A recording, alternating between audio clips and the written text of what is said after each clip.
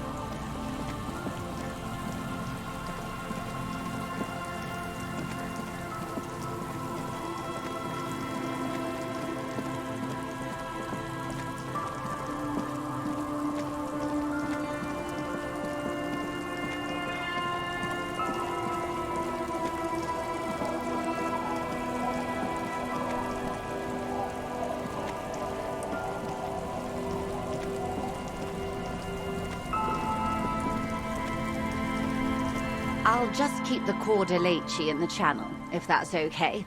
It's too shallow near the pier. Aye, ma'am. And it's a jetty, by the way. Of course. Jetty. I prefer a good jetty to a pier any day. Jetty? Hello, detectives. It's good to see you here. I only just arrived myself. What brings you here, madame? Nothing, really. I've had my eye on this jetty for weeks now, so I decided to investigate it personally. This cluster of buildings isn't on any of the official maps, as far as I can tell. That. And she's also keeping an eye on you. How do I like it? Water drips down eaves of Eternite. The jetty below her feet creaks to the tune. The smell of salt and dog shit in the background. It's pornographically poor. The street has no name, all the men are dead or missing. And is that the carcass of a motor carriage over there? I'm surprised that woman hasn't put me to the sword yet. Maybe she will. You should ask your questions while you can. Dark eyes survey the coast leading up to Martinez. Dull grey metal rests in her scabbard. A sword. The wind is too loud for her to hear. Fortunately for you, madame, the RCM is on the scene. Real men, real politics, real thoughts in your head.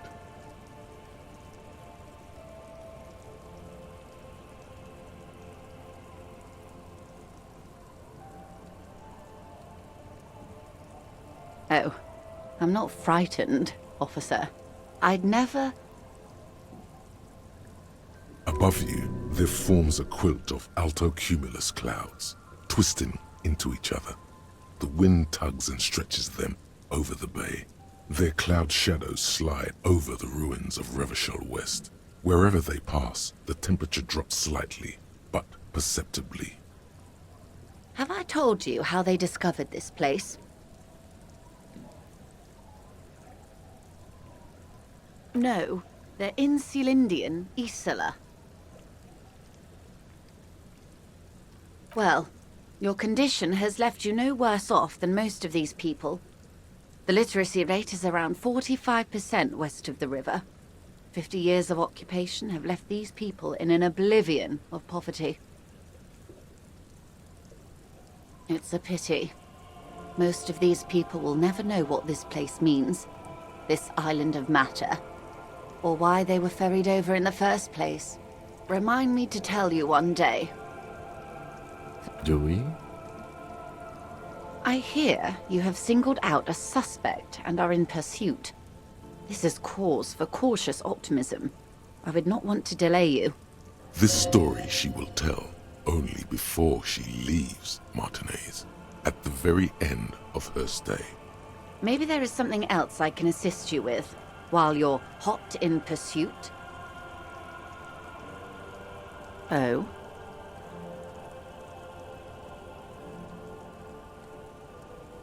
Is what you're about to say when a cold streak runs through your heart. Once said, there is no going back, Harry. Yes. What if something happens to her and you've left one question unasked? Sneaky little question escapes your eye.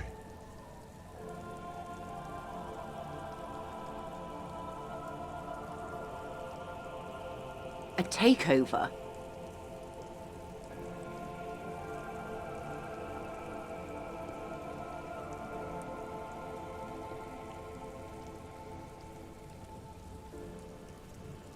Taking it? Green livery, changing into red, blot by blot. Then we're talking about a war. Evrart needs to let me into the harbor at once. We need to talk about this. They most certainly are not. Crenell has 1,000 men on their payroll. The next batch will be a platoon of 20 men and a gunship. I've seen the Union's forces. They are better organized than these mercenaries. They also have the support of the people of Revachol West. It will take more than Crenell to wipe them out. Wild Pines will need to send more and better equipped men. Make no mistake, ma'am. I am sure you have the money. The question is, how many years and how many lives are you willing to sacrifice? What do you suggest I do?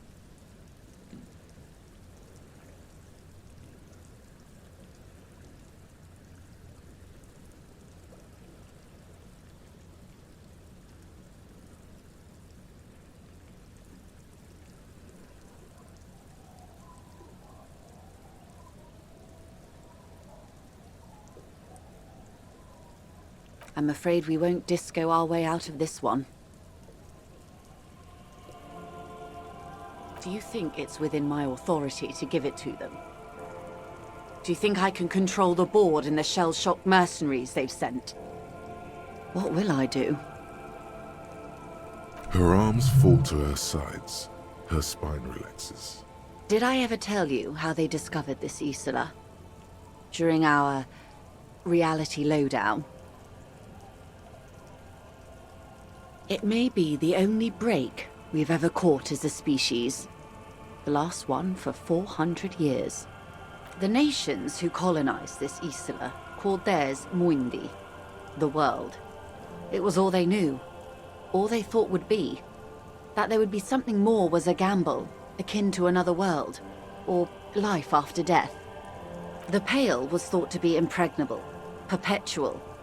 Irene la Navigateur, the Queen of Suren, sent 8 expeditions, one after the other, into the mass at the edge of the world. 5 of the crews did not return. 2 did, but had lost their minds. It was anything but normal. There was no precedent. People thought she was punishing the admirals, or had gone mad, or both. Until after years of trial and error, and the development of a strict psychological regime imitating the creation process of poetry, the 8th expedition returned sane and intact. They told of a new continent of matter. They told the Queen and her counselor, Dolores Day, that the Pale had begun to condense, day after day, hour after hour, minute after minute, slowly raining down until it formed a vast ocean. The air is cold and scented with petrichor. There are rain circles on water all around. Humidity crawls up your back like a piano trill. So does the lieutenant. His mouth is slightly open as he looks to the sky. The droplets feel warm, like spring rain.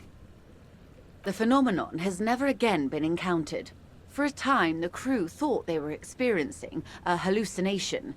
The mass hand proclaimed, "Lancielinde, Lancielinde," the signal to wake up.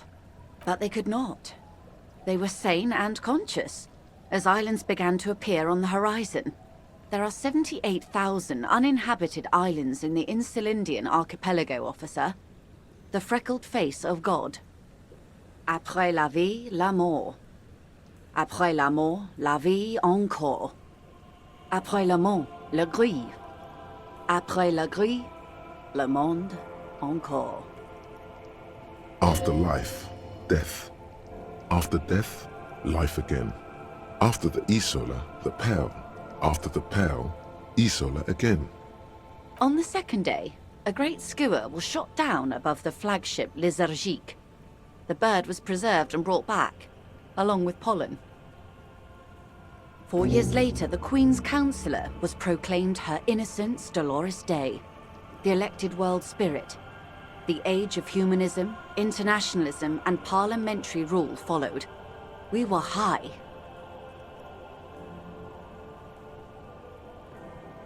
The first living, autonomous organism. Proof of reality. It's the symbol of Insulinde, Detective. The coat of arms of the suzerain and the wings on the crest of the commune. In your defense, it is a nasty creature who plucks food from the throats of lesser birds. Yet much like Revachol, it is also magnificent and rare. Imagine the suzerain of seagulls. On Caillou, the Pebble, the largest of the fertile, uninhabited islands of the northeast Insulindian archipelago. 4 centuries and 2 revolutions later, the nations of Mundi proceeded to discover 5 more Isolae, or they discovered us, all in the rush of the great inter-Islary reconnection. But these others weren't uninhabited. We had to kill people there, wipe out indigenous populations, gunboat economies, or they came to do the same for us, or had done to each other. But here, there was no one but the skua, the Liliat Sea, and the Blood Beach, and the River Esperance. It was the new world. The Mondials used it to amass the greatest concentration of wealth mankind has ever seen.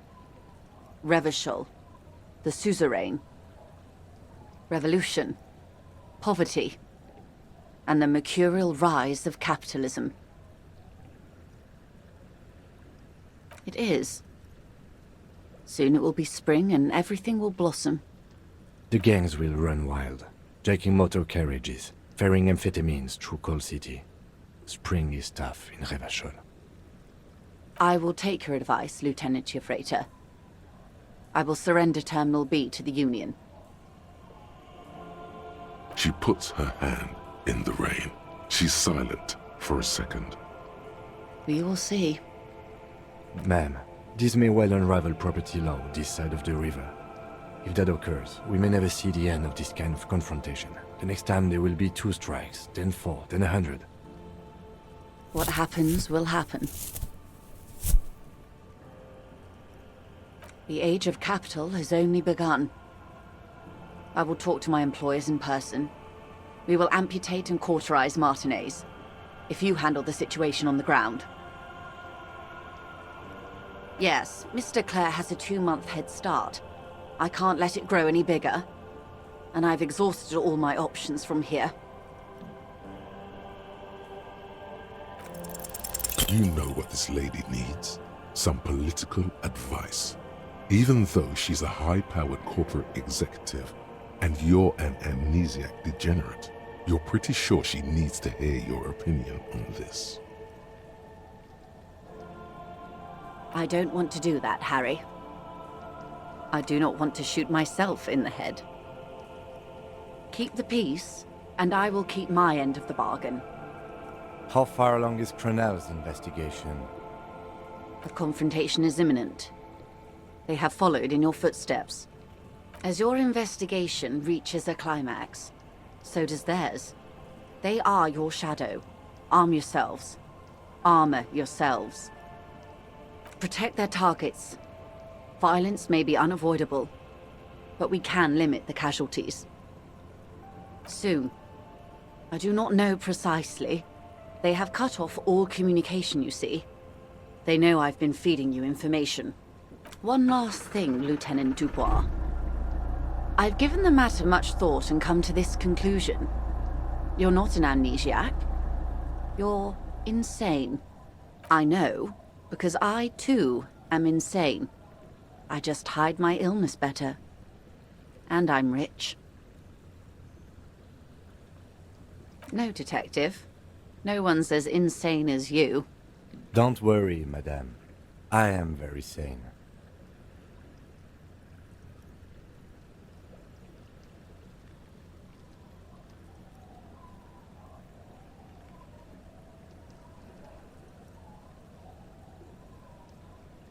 Watch out for yourselves.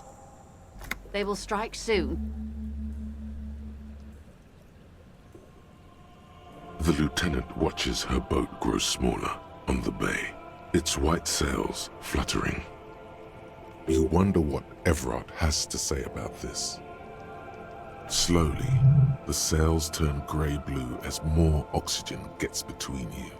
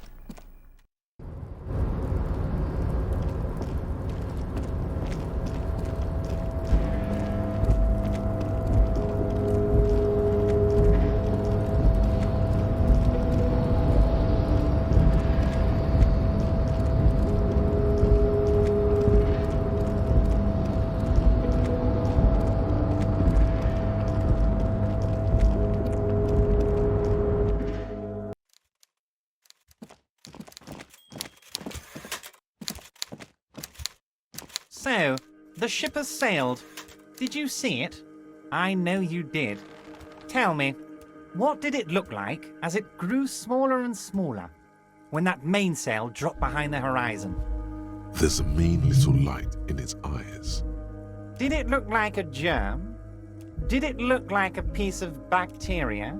His jaw is clenched and his quadruple chin is quivering with hatred. This is decades of hatred speaking right now. You get a sinking feeling.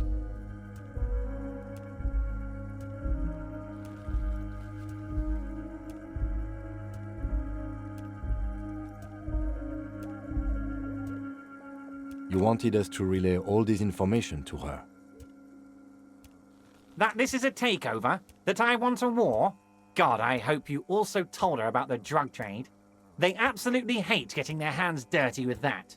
You can kill 1 million people, but if you do something the police doesn't like, well, then you're out of the yacht club. Goodbye, you inhuman fuck.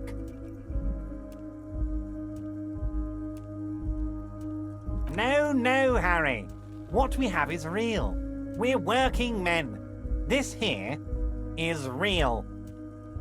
In there, under pillows of winter fat, his stress-ridden heart still beats furiously. Harry, I can't see into the future. We are all playing by ear on this planet. I had no idea she'd react so strongly. I did. I knew the negotiations would go better with police officers telling her horror stories from inside the harbour. It's scarier this way. Turns out it was a magnificent strategy. I never thought it'd so fundamentally fuck her up.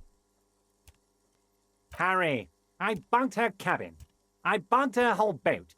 I had cameras surveying her boat. Hell, I even wanted to bug that thermal cap, but my boys advised against it. They must have done it while Joyce was busy questioning the locals. Not me personally. I had guys recording and processing this information for me. Hell no! They'd fuck it up. They can't do anything right. I mean my real boys. My special task force boys. Where are these boys? They sure as hell aren't hanging out in the open with beers in their hands for the cops to question. They're pros, Mr. Kitsuragi.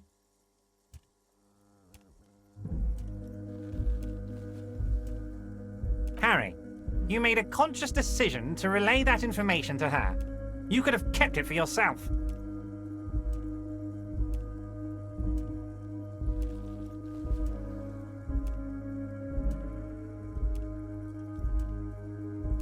Against you? Oh, Harry, I'd like to think I used it for you. Of course she did. Rich people have the best stories about all the interesting things they've done and seen, all the beautiful places they've been to. It's just sentimentalism. She can afford to be sentimental, and she can afford to lose as well. She's not insane. What did she tell you? Heh, she's a sentimental alcoholic. They all are, Harry. Never take a drop and you'll be 8 laps ahead of the upper-class winos, just like old Mr. Clare here. Try it. You'll be a real super detective.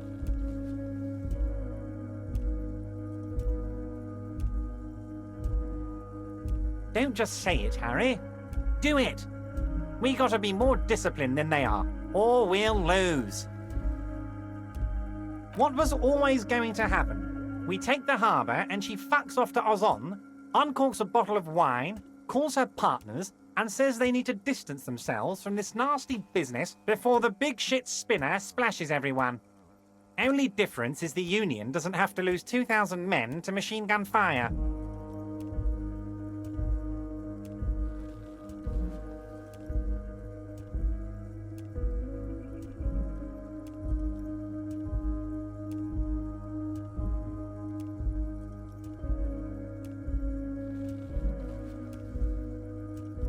Damn, Harry. I was hoping that too, but the information I gave you proved too powerful. You knew something big, and you wanted to see what happens when you tell someone. So you told her. Anyone who's ever been close to power will tell you, inside information is the sweetest thing in the world. It's better than money, it's better than pussy. Money only makes you special for some salesmen. Pussy only makes you special for yourself. Information makes you special for all mankind. It's the ticket to history.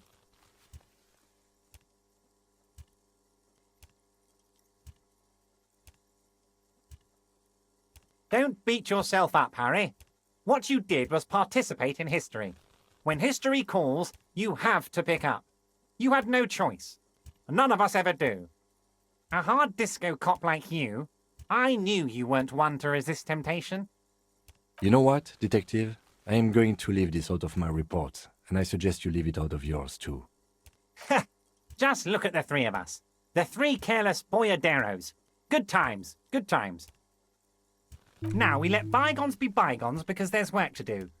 For me and for you. I suppose there was a reason you came here, so let's have it. What can I help my best friend and comrade with today? My. She's quite the looker, Harry. You can't imagine how pleased I am the 2 of you are reunited. Tell me, was it difficult to convince the pigs to give it up? I knew you could handle it. I know my special policeman. Anyway, I'm glad you're all right and armed again, Harry. Now, what can Everard Clare do for you? I'm always happy to educate and entertain you, my friend. So, what's on your mind? Harry, by now you should know I would never do anything tricky like that. However, if the construction noise and limited street access makes some people consider moving, well, let's just say there'll be freshly renovated buildings near the roundabout where those poor people can finally enjoy a significant uptick in quality of life. I'm talking real affordable workers' palaces. He proudly spreads his hands to demonstrate the size of the palaces.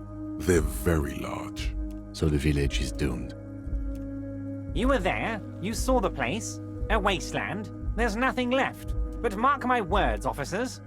We are going to reset it. Reset. I have big plans for Martinez, and they do not include humans living in those pig sheds on the coast. That land will be used for municipal buildings and commerce. Harry, imagine a youth centre supermarket church complex, employing hundreds, no, thousands of people. The coast will be lit up with enterprise and life. All those ruins out there turned into low-income housing. Harry, enough is enough. We're taking this district back. The war was 50 years ago, for God's sake. It's time to move on. I accept your salute, Harry. All of it is true. I've got the centre, I've got room for a retail complex, and in 4 years I'll get the church too. The wheels are turning, Harry. The wheels of progress. This post-war limbo, I won't stand for it. There are kids practically playing with their own feces out there. It cannot go on. The pain is true. He's seen kids do worse than that. But will there be giant statues of the Clare brothers towering above it all? Joyce knew he was up to something. Damn right I am, Harry. I'm gonna make the working man as rich as she is one day. That's my job. Just like yours is to keep the peace. A true flash of anger in him, as he thinks of her. Very nice, Harry. Is there anything else?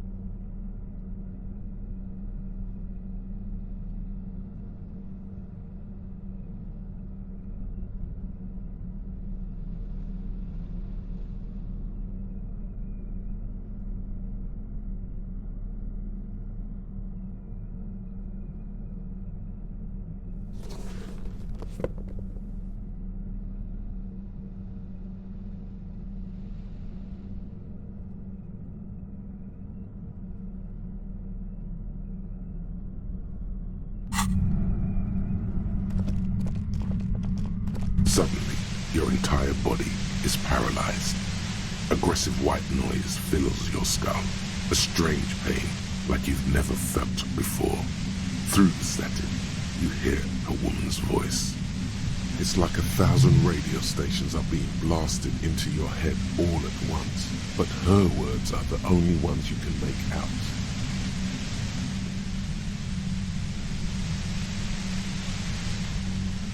I know you're feeling pretty uncomfortable right now. Don't move too much or fight it. That'll just make it worse. Can't say it's a pleasure, officer. I was really hoping not to make your acquaintance. But here we are. As she says the word officer, you feel a spike in the agony.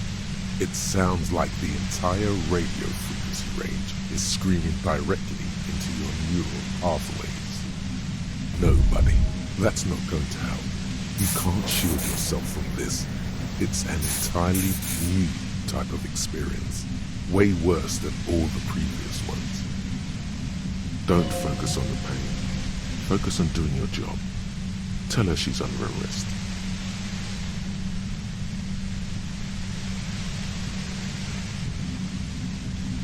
No, I'm not going to fucking kill you. If that had been my plan, you'd be dead already. All things considered, I'm being pretty reasonable here. I'm using a pale latitude compressor. You and your partner have been caught in its field. Blasted from that pale emitter that Angus mentioned.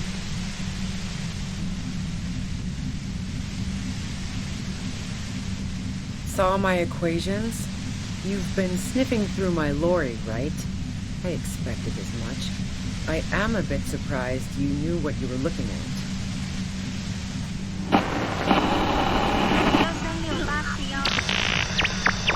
A pale latitude compressor is used to sort of make the pale more manageable. With a lot of these, you can force a radio signal grid on the pale, literally crunch the distance across it. Signals are relayed across a series of repeater stations fixed to buoys. Not a fun job manning those stations. All alone out there in the pale, people lose their minds in just a few years. So, what we are experiencing is a concentration of radio waves. Precisely. This is an industrial strength paraboloid. It's meant for forcing dimensions on something that doesn't have them. Needless to say, the frequencies used are out of this world. At the upper limit is the large prime number generator station. It's used specifically for pale latitude compression. That's why you may be hearing some numbers. But you might also hear, or think you're hearing, local radio chatter.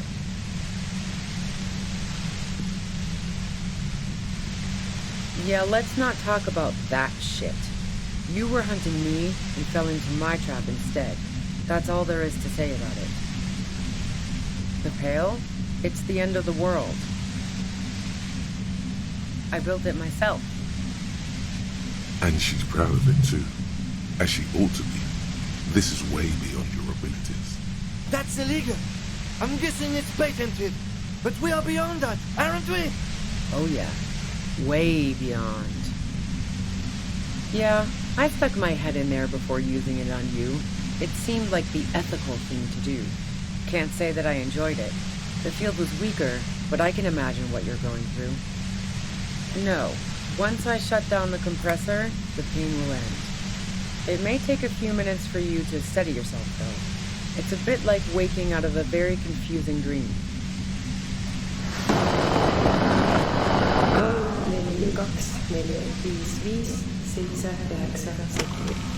If you've got something really important to say, you can do it through the white noise.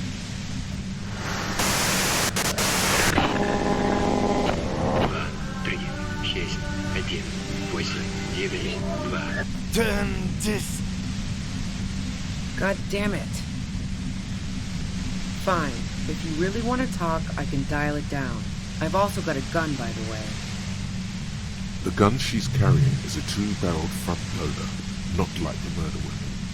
Well, it doesn't feel much better, but you can form sentences now. Thinking doesn't seem to hurt as much.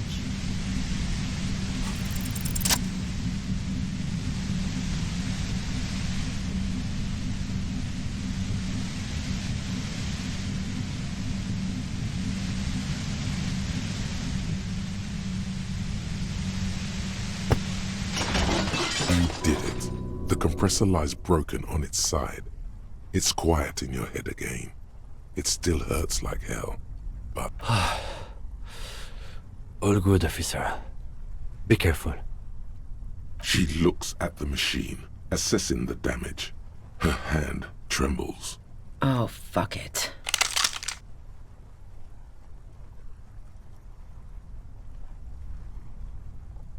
Problem solving. Ma'am, put the gun down. That's not the solution to your problems. You are... Oh, yes it is.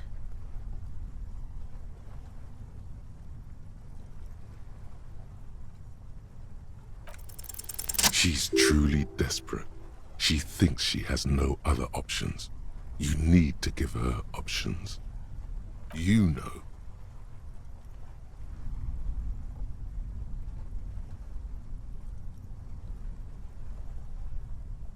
This is how you talk her out of it. It's the only scenario in which she lives. She stares at you, frozen, the gun still in her mouth, eyes filled with dark intensity. Then something shifts in her. Her neck and shoulders relax, and her grip on the gun loosens.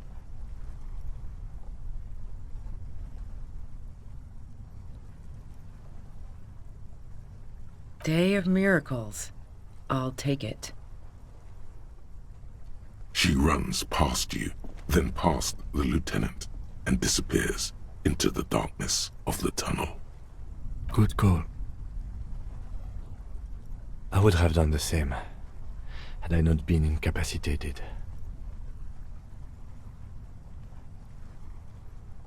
Her tent. We should check it out.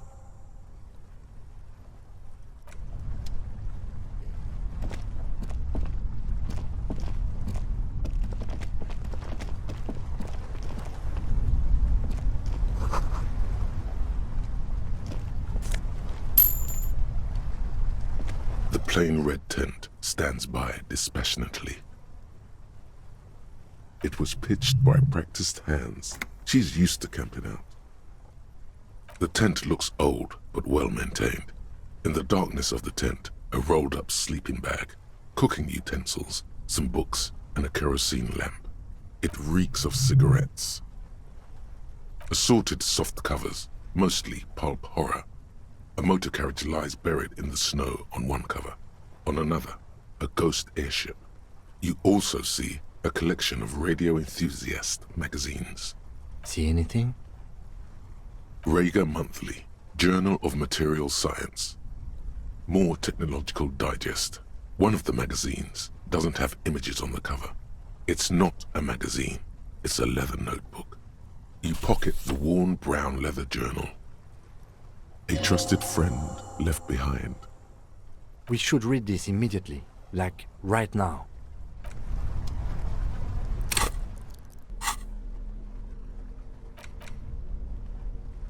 A thick journal. The cover is worn like someone used to carry it around in their back pocket. It's made of full-grain leather. The lower left corner of the back cover sports an embossed brand name, Schneller. The journal falls open. About 2/3 of its ruled pages have been filled. The large cursive of someone who writes quickly and confidently, perhaps too confidently. Many phrases and even paragraphs have been crossed out, with tiny corrections scrawled above and in the margins. It's a mix of logistical notes, diagrams, and personal reflections, all dated. It's good she left in a hurry. We could learn a lot from this. Hard to tell exactly. It's mostly noted down in code. Looks like contact information, quantities, directions. There could be useful information about local operations in those notes. We have a junior sergeant at my station who's good with codes. I can give this to her after we finish this. Esoteric radio technology. The most recent ones probably pertain to the latitude compressor, sketches, calculations of distance and density. You make out a familiar spiral shape. Short, wry observations of people and places, probably a way to pass the time on the road. Also, what appears to be attempts to sort through some difficult decisions. There are a few passages with many questions in them. Staff issues, always tough on the leadership. You smell traces of betrayal. The first entry is from August 2nd of last year. It reads simply, I know my position is precarious. All I can do is make myself as useful as I can while looking for a way out. Remember, no one is indispensable. Nothing on March 4th. March 5th, though, well, that's bound to come back and bite me in the ass. I'm bad at this. Loyal to a fault. But that's another matter entirely. You have no idea what she means. These are personal notes. Don't expect to understand all of it. The most recent entry is from today. It reads, even when I leave here, if I leave here alive, what's my next move? Staging a lynching is a crime, even if I'm not accused of murder on top of that. Forever on the run. Not really my idea of the open road. Man, I was really looking forward to winning. I just don't think she killed the mercenary. It's mostly a gut feeling, though, since we let her walk out without hearing her side of the story.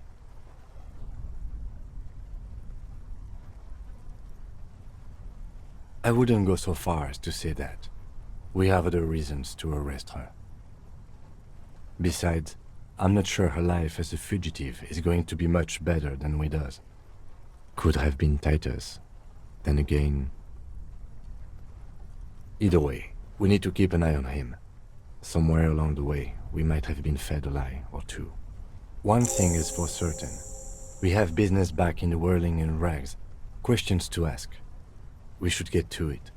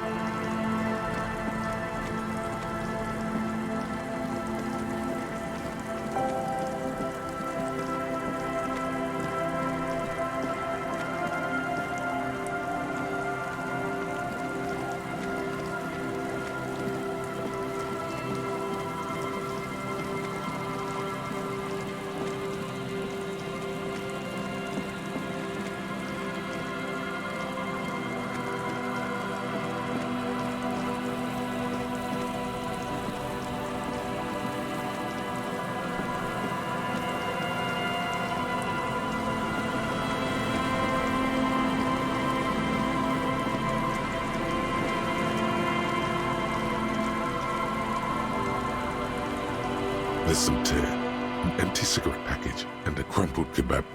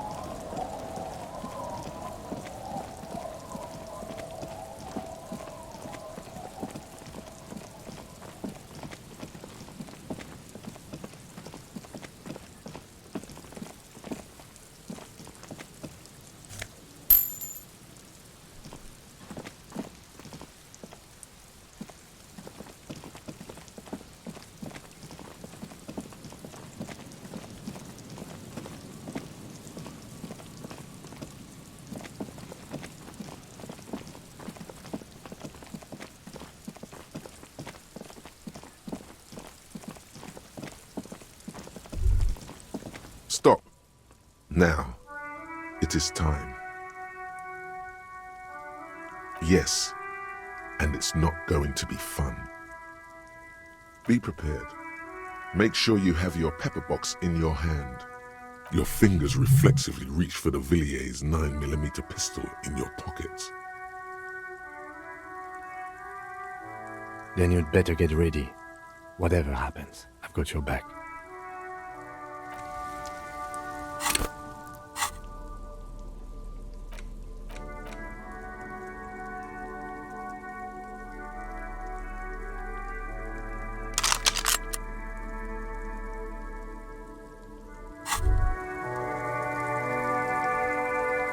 Holding the gun feels natural and satisfying.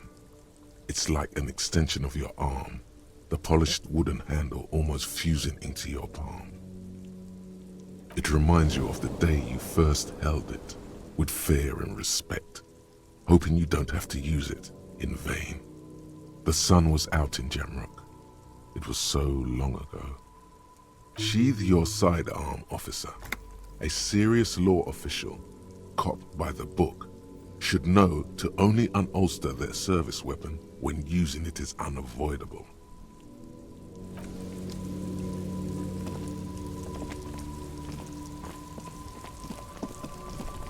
I'm all out of shits to give, loincloth. Welcome to the fucking reckoning. Put your damn gun down. People are gonna get hurt. We need to talk this through. All right? Shut up! Not gonna talk yourself out of this, loincloth shit fuck. This is the scab leader. His chest rises and falls under the ceramic breastplate. His fingers reach for the butt of his sidearm. There's something very wrong with him. This is a misunderstanding. Nothing irreversible has happened yet. You can just return to your unit and forget all about this. The Kipt is merciful, willing to spare us if we just forget about our murdered and humiliated commander. I think we should just kill everyone, Corty. You are all drunk. Come to your senses. You won't gun down 7 people in the middle of the street. This isn't a frontier town or a jungle outpost. Easy, Lizzie. Let me handle it. I know guys like this. I'm sure we can come to a peaceful agreement. Ain't that right, fellas? He is facing overwhelmingly superior firepower, and he knows it. Peaceful. Nest in your abdominal cavity like a little wild mouse. The masked man's words are barely intelligible, but you can hear them. Fuck, there's a third one. How did we miss something like this? This third one, he is the most dangerous of them all, heavily armed. If this turns into a firefight, we should take him out first.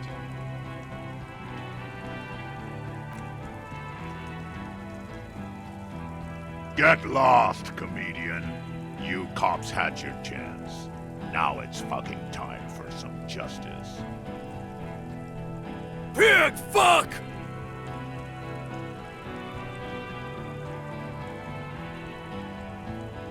Oh, people are gonna die today. We're not leaving it like this. These tribals hung him up for everyone to see. No one is going to kill anyone. Let's just put the guns down and talk like civilized human beings. With a wordless gurgle, the killer loads his long rifle. The leader gives a small nod to the helmeted man. Suddenly, the grip of your sidearm feels comforting and warm in your hand. Feels like it's saying, do it. Shoot him in the mouth. Shoot him before he shoots you. Yes, yes, just shoot him. I'm barely keeping you together here. No time to talk. He will only rattle you. Rude. Rude is the killer. Rude, the killer, Owen Cloven. He doesn't talk much. All of you cunts inside out. The gunner, the raddest, the killer. What do you think he does? There, on the rim of Owen Cloven's helmet, you count little stick figures. 19, 20, 21. About 50 little stick figures, all of them black, plus 2 little white ones in the end.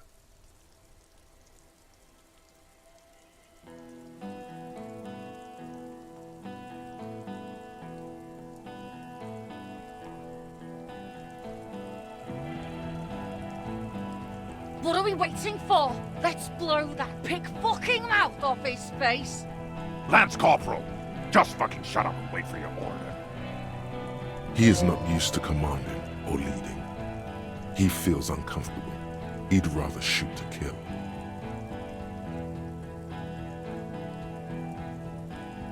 Yeah? Who did that?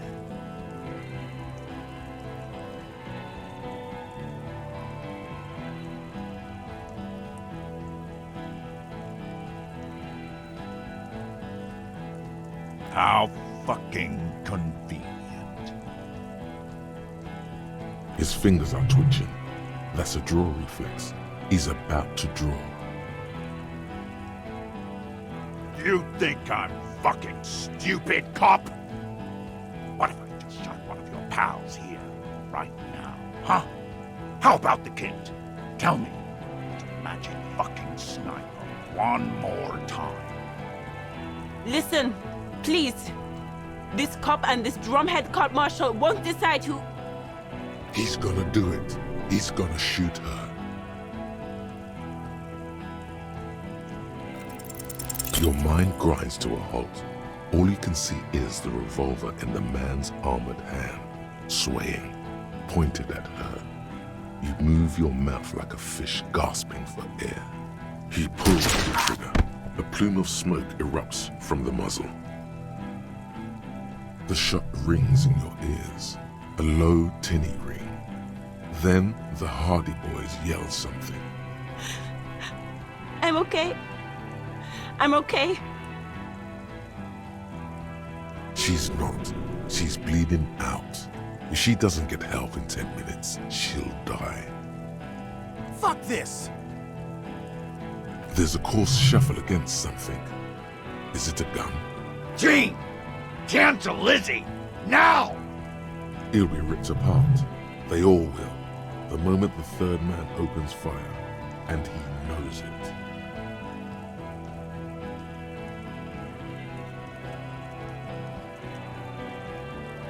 Who the fuck is that? Glacia, the woman upstairs, where is she? She left! Unarmed, hunched, but keeping it together. She left! Her room's cleaned out! Right before these assholes showed up! We should have arrested her. Hey, Bushman! Your little cunt isn't gonna help you out of this one!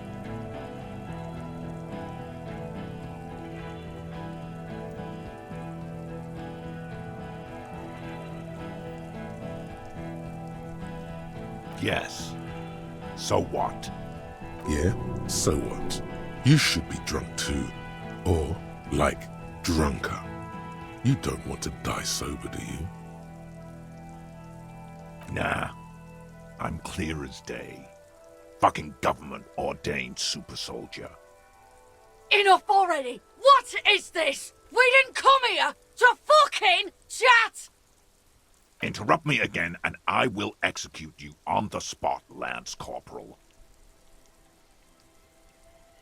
You think I care what that company cunt thinks?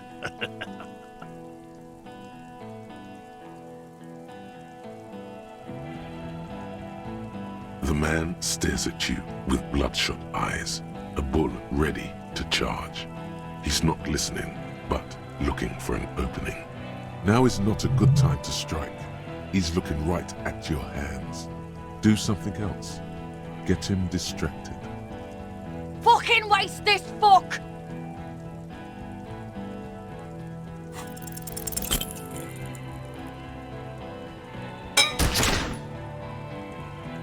A small explosion expels the bullet from the chamber. With a puff of smoke, it hits the man square in the chest, producing a soft clicking sound in the armor.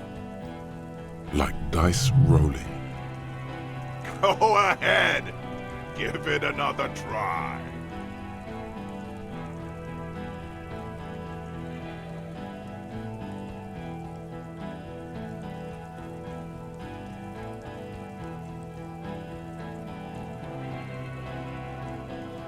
Do it, primitive. Take me out.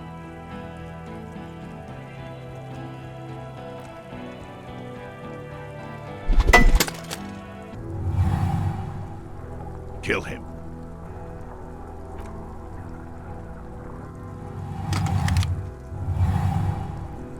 To your right, the killer raises his rifle and takes aim at you. His moves are steady, but the long barrel of the rifle sways slowly. You leap left. A swarm of enemy lead passes mere millimeters from your side, tearing fabric off your coat. Feels like the lightest of tucks.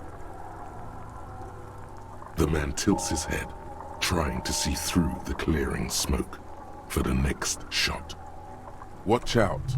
To your left, DePaul is about to take a shot too, at Kim. God, please.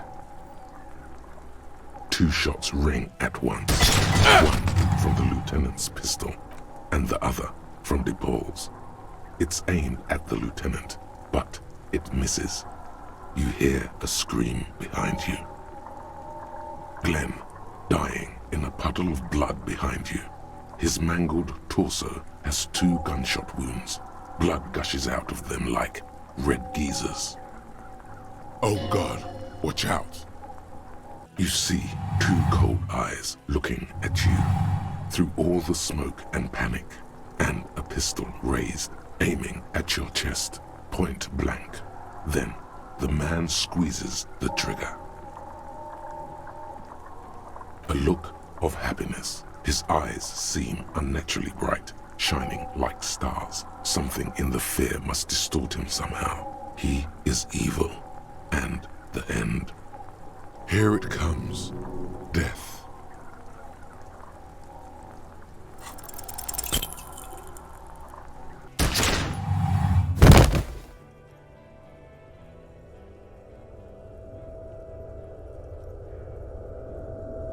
You can't. There is no time. Something inside your pelvis explodes. Your entire lower body is on fire, and your legs can't support you. You fall down like a rag doll. Nothing. A persisting darkness. Dancing lights of pain. Distant shadows cast by them. Like a hellish play. You're bleeding out.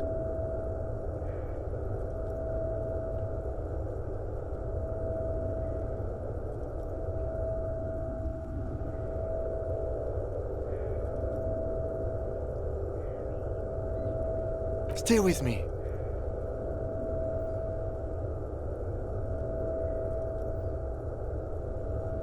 Yes, keep talking. You hear me? Stay awake. But you can't. It's so hard. Your eyelids grow heavy, and the sounds ever more distant. And a cold comes over you. The lieutenant, too, is somewhere far away, almost gone, when suddenly you sense something behind him. A shadow towering. Someone stands there, raising his pistol at him. The lieutenant does not see it. He's pushing down on your wound with both hands. Scream immediately. He's gonna die. No, you say, and hand out your firearm to him. Your hand trembles, and your eyes are full of fear. That's all it takes. There is no room for hesitation. The lieutenant moves like a spring unloaded. He grabs the gun from your bloody hand and fires behind him. You hear a roar of pain, a death scream.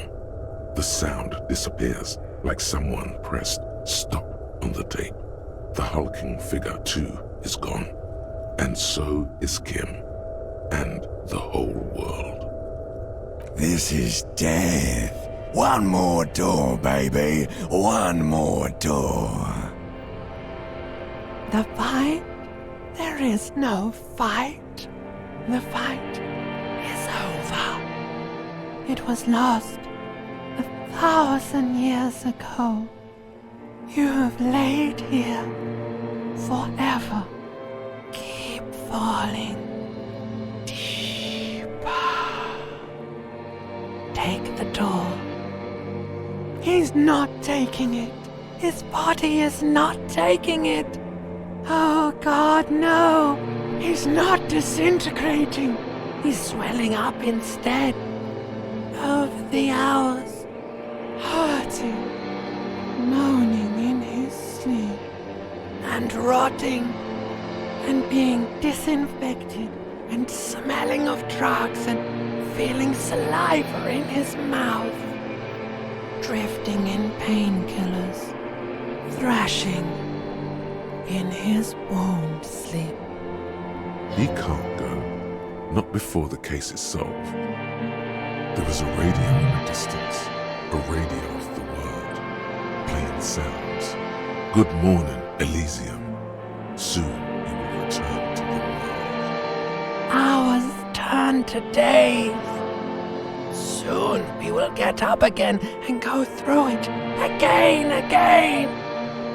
Finally, we know what the infernal engine was outside. The clarion call. It was him. He is the infernal engine. He never stops. He only gets worse.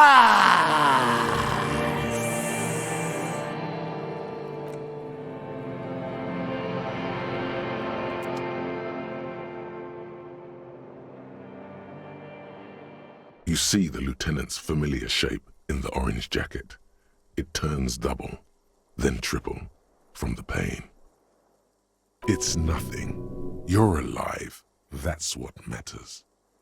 Sunrise, Parabellum. Mr. Gart cleaned it. It took him an entire day. 2 days, in and out.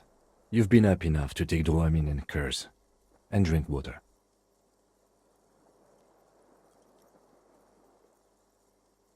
What happened?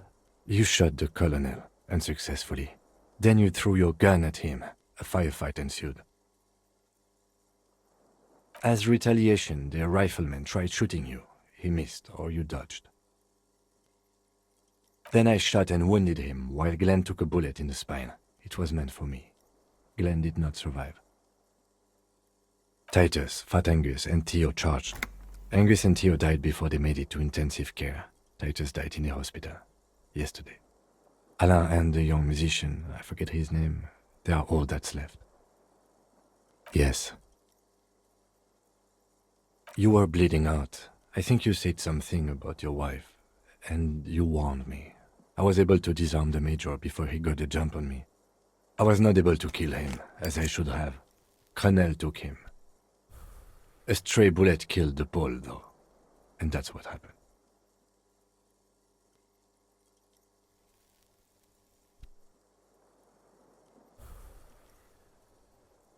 Six. Glenn, Theo, Shanky, Angus. The fat one, he took a lot of bullets. And Titus. And Elizabeth, too. Elizabeth Beaufort was her name. The gardener. No, she bled out before Everard's surgeon could help her. Everard sent his personal doctor, but a costly loss for the Union. She was being trained for leadership. She never had a chance. She should not have been there in the first place. There was no way to convince them. Stop this line of thought now. You're too broken for ghosts. This is the one.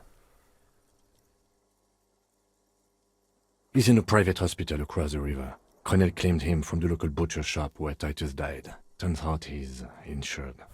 There is unveiled anger in his voice. We won't get to him anymore. The good news is he's not coming here either. I did some damage. Yes. All.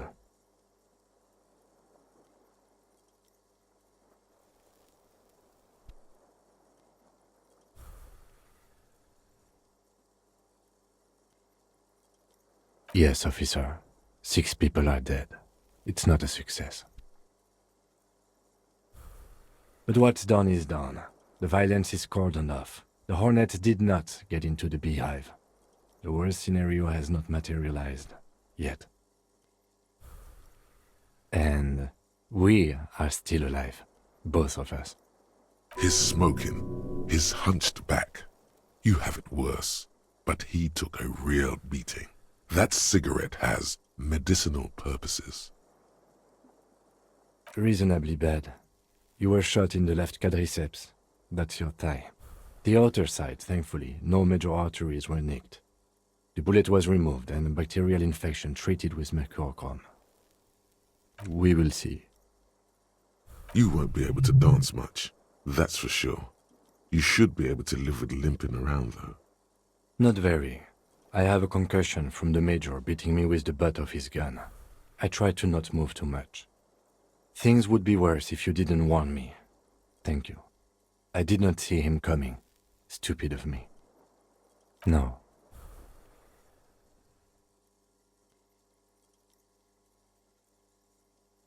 I called your station after the fight. The injury was logged in. They told me they've sent officers to join you on the site. I'm sure they're worried about you. I did. No need.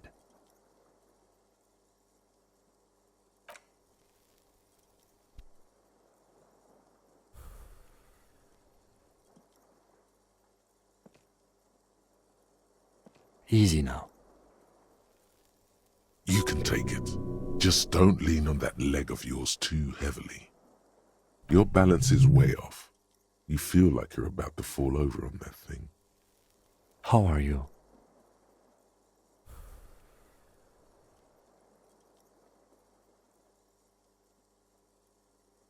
Your disco days should have been done quite a while back, Lieutenant Efrater. Yes, the joke wasn't funny anymore. I took it off. Sunrise parabellum. Sunrise, prepare for war. It's an old revolutionary saying. Isn't that written on your... Cops like it. The gates of the harbor are boarded up. The streets are a little more empty. Apocalyptic violence is yet to erupt, I am relieved to say. I think we may have held it off, for now. Barely. Yes, we have also completely failed, but that's okay. I honestly don't know.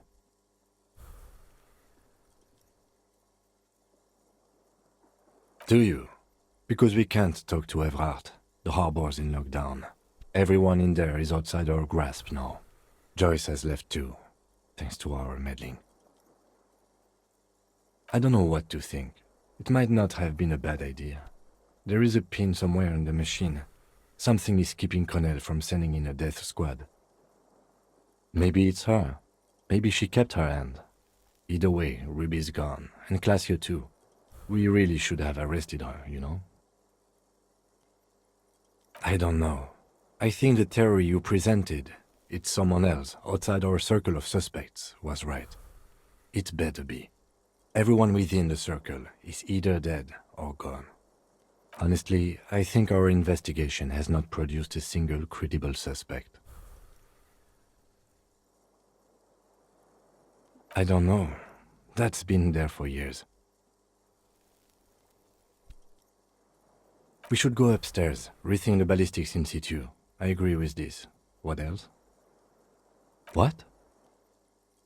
Every piece of garbage in the city is not connected to the case. You don't have to keep everything. Yes, God curse the footprints, not solving the case for us. Au diable. It's extremely easy. There are thousands lying around. We found one, all completely unusable. It's precisely how easy it is to find one that makes the bullet useless.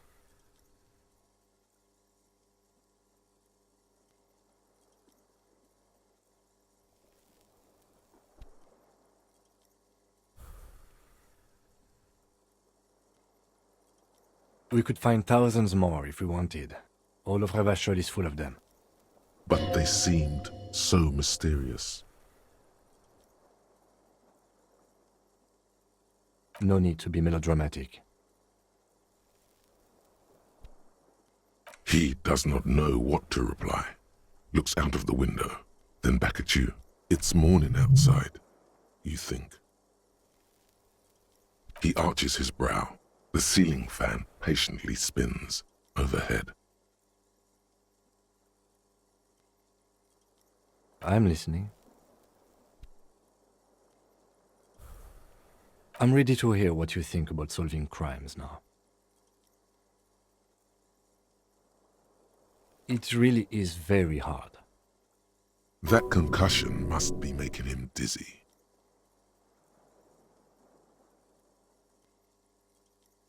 No. Are you ready to limp?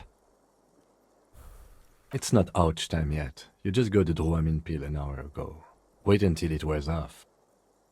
Good. Where do you want to limp to? A gust of wind blows in from the bay.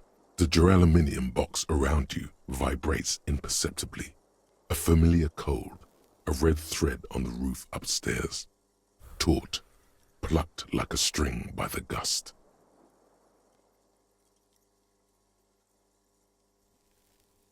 Why not?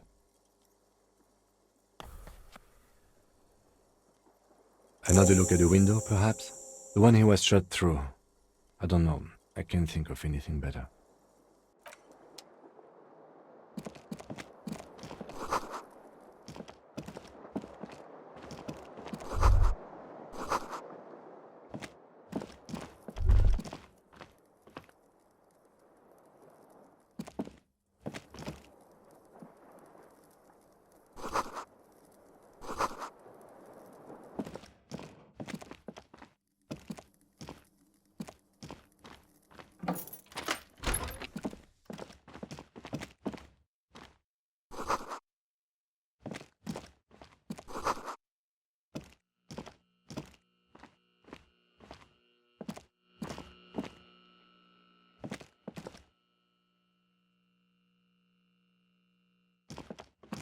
These papers bear the stamp of the RCM.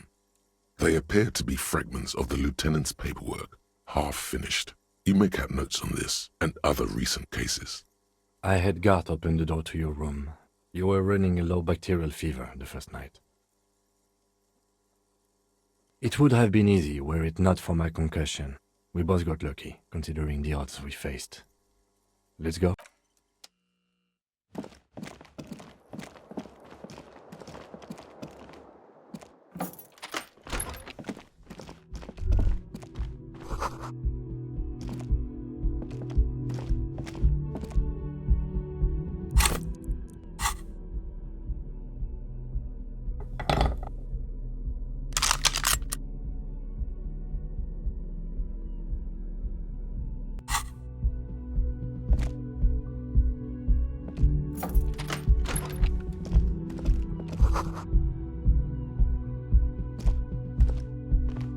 Next to the stack of bills, you see a note, a few lines jotted down in large, uneven handwriting, just as the writer was about to rush out the door. I'm sorry, I fucked everyone over. P.S. I didn't kill him. P.P.S. Gift upstairs. A gift. I am not drawing my gun, yet, but I don't like gifts. He says he's not, but his hand moves instinctively toward his holster as he studies the note. Just don't walk into another radio trap, okay? It's hardly surprising.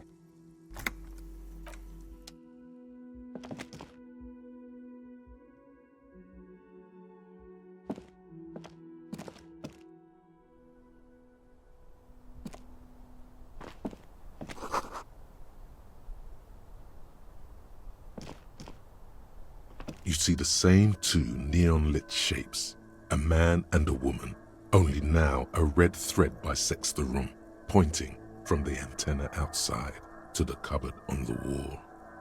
This is ballistics. She's left a trajectory for us. A ray of backward motion explodes from his mouth to the roof outside, A prime, to then widen into a radius of locations in Martinez, B prime, B double prime, and B triple prime. It suggests the bullet came from the extreme upper quadrant of possible angles, from a point beyond the roof, B triple prime, the island in the bay. She was there that night. She would have known precisely where the bullet hole was in the glass. It also looks like there may be more to her skill set than we know. The question is, should we trust her?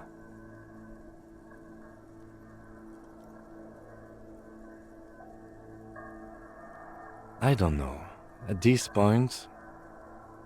What difference does it make?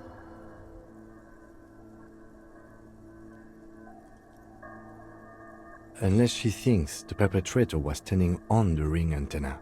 That is where the thread seems to point. The lieutenant looks out the window and onto the bay. So it is. For a second he seems tired.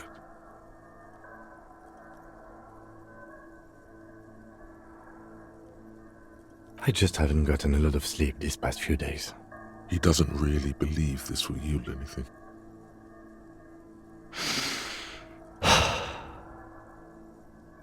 He sees danger. Another trap, perhaps. He must be cautious for a reason. This man has decades of experience. There, across the grey water, amidst crumbling concrete, a birch tree, and the half-sunken ruins of a flak tower. Could be the makings of a sniper's nest. Why not? Military fortifications are made for that kind of thing. No, I just don't want to walk into another embarrassment. I am a creature of pride, you see. I'm afraid of becoming a joke. It's not something he's proud of, but that's the way it is.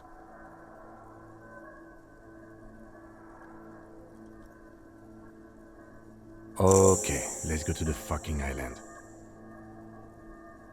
How do we get there? Joyce Messier had a sloop, but she's gone.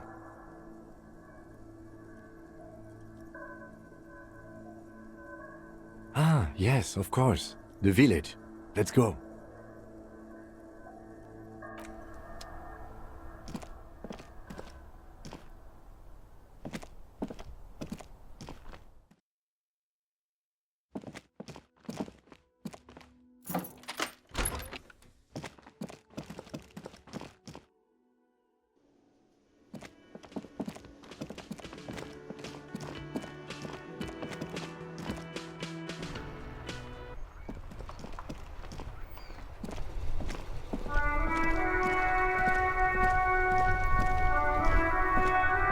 The graffito has been painted over the traces of the fight that took place here. It smells of blood and heavy fuel oil. This was Cindy the Skull. The lieutenant crouches, touching the fuel oil with his finger. Looks like it, yes. This is still fresh. It wasn't here yesterday. And blood. Some of it is even yours. Heavy fuel oil. Isn't that flammable? The fuel oil catches fire immediately with an ominous hiss. A bright orange flash across the surface of the letters. Black smoke rises from the burning message. The lieutenant has taken a small step back. He looks at your face illuminated by the flames and nods silently. Then the fire falters. Let's go to that island. Slowly, the flames subside, the fuel burning out. The air still smells of mazout and springtime.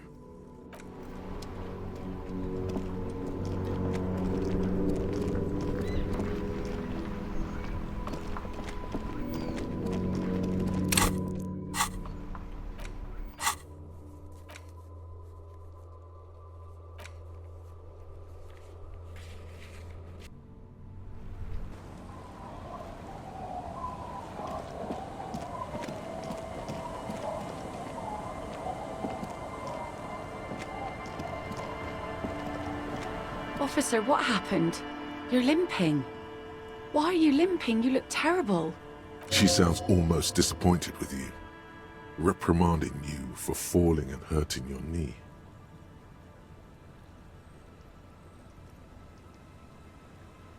Look at you. You can barely walk. Doesn't look like nothing. Looks like you've got banged up real good. What happened to you anyway? We heard gunshots from the town. They were closer than usual. There was an exchange of fire on Rue de Saint-Guylaine. It's nothing to be worried about, madame. You didn't only get shot.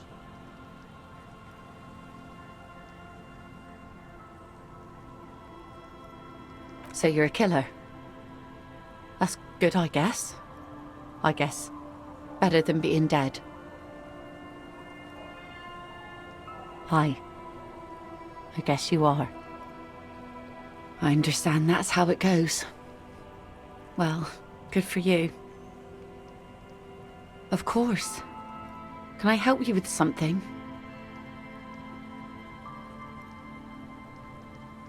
That won't be a problem. It's wind still and the tar just dried. We've got 2 days of relative sunshine ahead.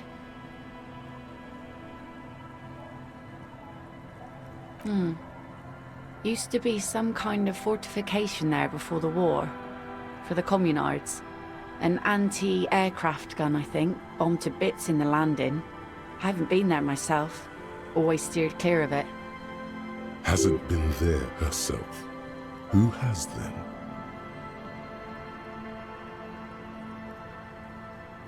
My husband used to drink there. Him and his drinking buddies. Always seemed like a bad place to drink to me. People died there during the landing, you know. My mother told me. The kids sometimes go there too. I know they do, on rafts. I tell them not to, but they bring back old bullet casings and such. The twins. God forbid they bring the girl along on some rickety barge. Can we maybe ask your twins about that place before we go? Would that be alright? Be my guest. They've a strange way of talking. See if you can get anything useful out of them. I seldom do.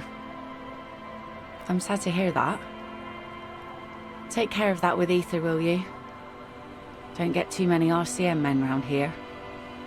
We sad to lose the first one. That's cool. You boasting your bacterial infection like that.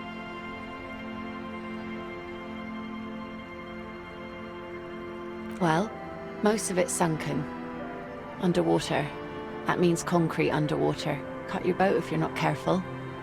Be sure to enter from the south side. Water's deep there. Aye, aye, Captain. If you promise to bring it back, and no scraping the hull, I just got it nice and yellow, and no drinking on the boat, and no joyriding either. Of course, ma'am. It's only for a day or two. Official police business.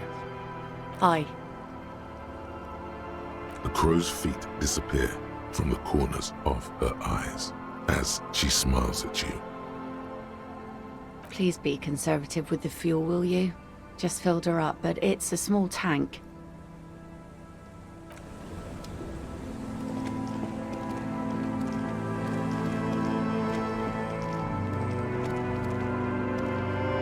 The scruffy-haired little boy kicks a stone while the other watches him do it. And that iron. That's, nothing. It's just a seafort and some plants. You can take a raft there. It's great. And we make a fire. We make a fire. Mm-hmm. Gather the sticks for the fire. And bullets. Or not real bullets, empty bullets. They're lights. The fire guy comes and asks us to put the fire out. Your nerve endings sting from the mention of a guy. No. Yes. Let's go with yes. Because he asks to put the fire out. I don't know. He doesn't like it. He doesn't like people to be there. You shouldn't go. Yes. Because he doesn't want to be found. Smoke traces. A suspicious request made out of fear. I don't know. Did you mean there are electrical lights? Yes. No, he doesn't live there. I don't think. No, he lives there. Been there twice, 2 times. He doesn't live there. He isn't there sometimes. Anything else? What does this guy look like? I don't know. We ran. He just yelled we shouldn't be there. Our father killed himself. Don't say that, he didn't.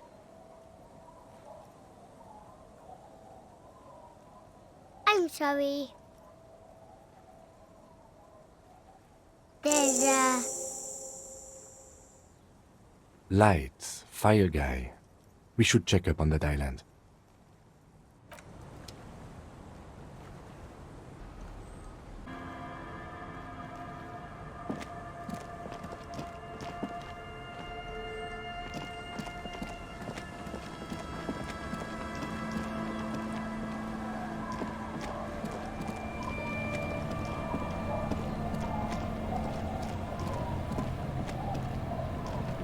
skiff with a small steering engine in the back floats on the calm mirror of the sea. Its 2 seats are empty.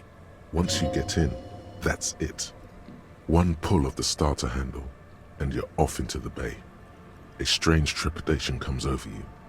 Are you sure you want to go now? Have you made all the necessary preparations? Closed all your accounts? Remember what the netpicker said. It's a small tank. You won't be going back and forth on this.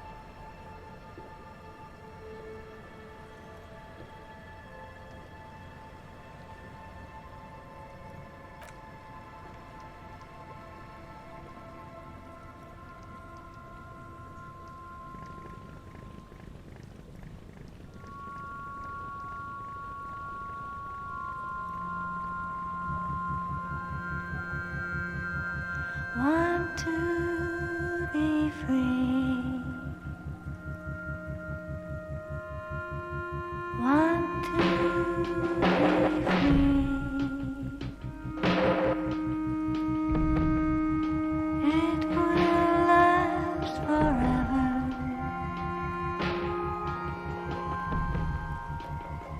Eternally.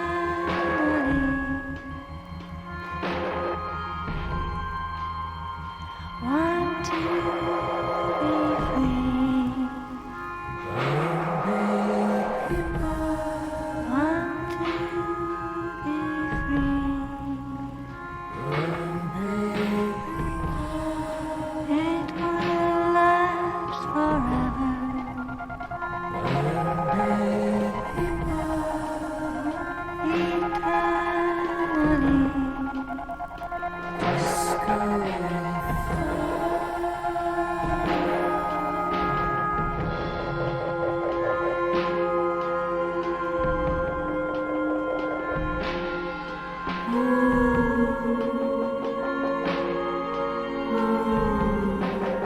Want to be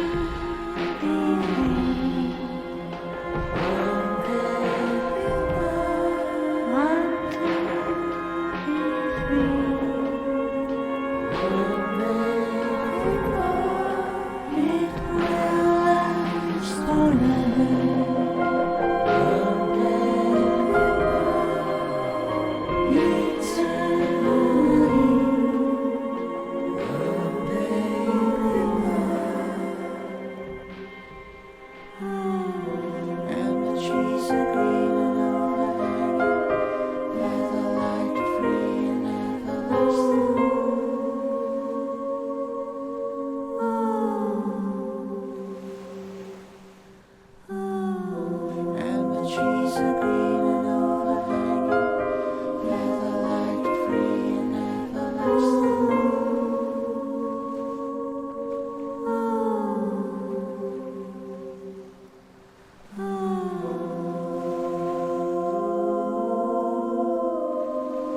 Want to be free.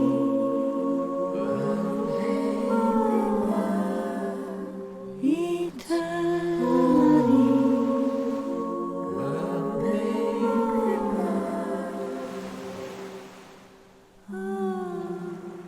Disco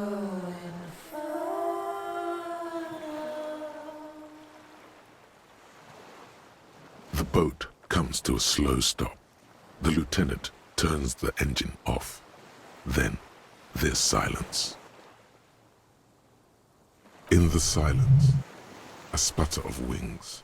A flock of quails takes off in the distance.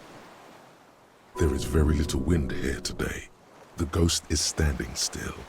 You look at your arms, then the cliffs above you. Let's go.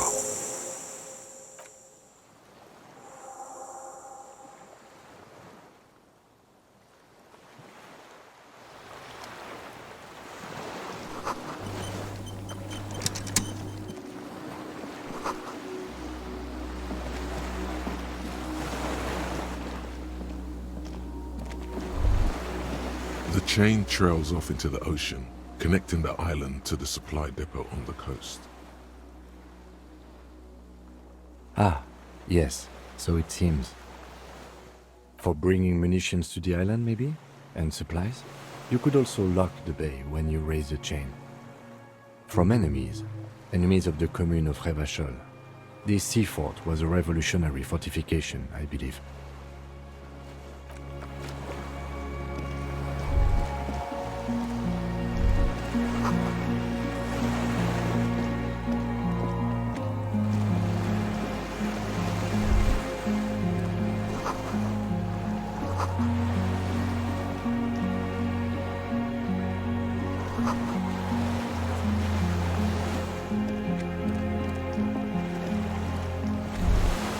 The dry grass crackles under your feet as you stop. Far away, birds' wings touch the still surface of the sea. The flock of quail departs, now more than 100 meters away, 102, 105. On the islet, there is almost no wind, just the light movement of air through the reeds. Bulrushes swaying on the waterline, long dried leaves chafing against each other. The great ghost of the air is holding its breath. A silent hiss, sea air moving through the needles of a pine tree.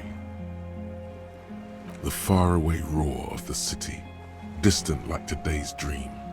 Before it, the sound of sand, the low tide filtered through its grains, a bird tending to its feathers. A low hum. The air slowly moves through a concrete box, through its ancient slits and cracks, resonating, hollow, a big building. Air flows out of a pillbox window. There is very little there. The air cossets flowers on a meadow. Absolute silence. Reeds motionless. Bulrushes motionless. A jitter, a sound impatient to happen, but not yet in this world. You hear some kind of limb fidget, producing an imperceptible tick. Yes? This is where a lesser man would stop to think about the pain shooting up his right leg and into his groin. Not you. You're concentrated on how. I have. Is that why we're stopping? The lieutenant nods in silence.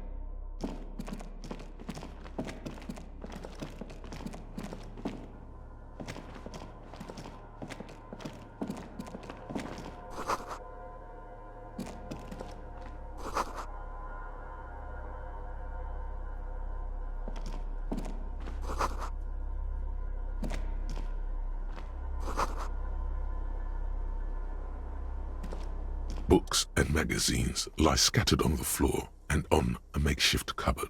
They are not particularly well organized. Most are soft covers, serialized fantastique and detective stories from the 20s and 30s. This disparate digest includes the classic animal adventures, among what is mostly commercial fiction and serialized stories. You find a magazine cathodique for electrical engineering. Then it's back to pulp. Light erotica, an international thriller about circuit benders. Someone's made themselves a home.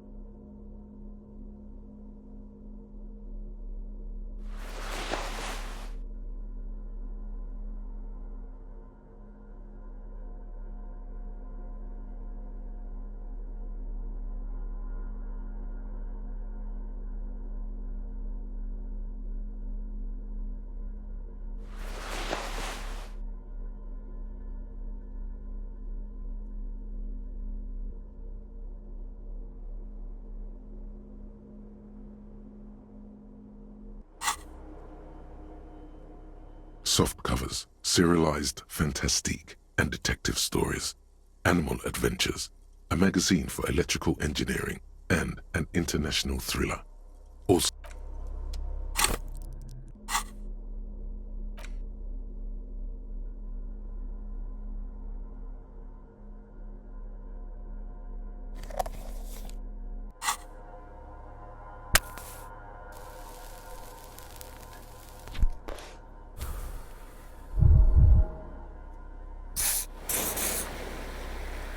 soft covers, serialized fantastique and detective stories, animal adventures, a magazine for electrical engineering, and an international thriller. Also, light erotica and some historical novels from the century past.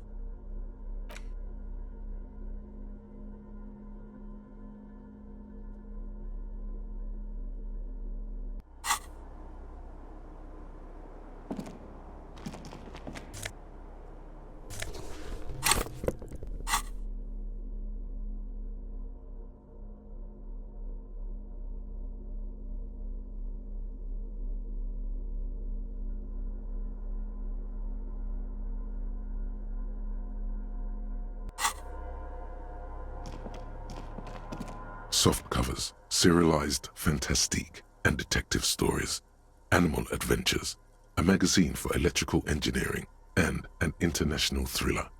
Also, light erotica and some historical novels from the century past.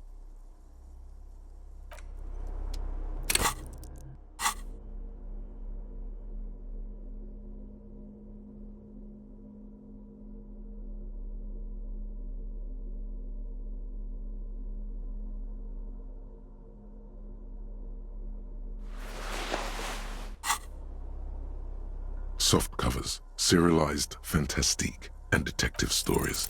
Not that you can tell. This is a digest of someone who's dead bored. Most of it is for entertainment purposes, fittingly right next to the radiola on the floor. Maybe it's a little old-fashioned. There's a nude mag. More than that, you can't say.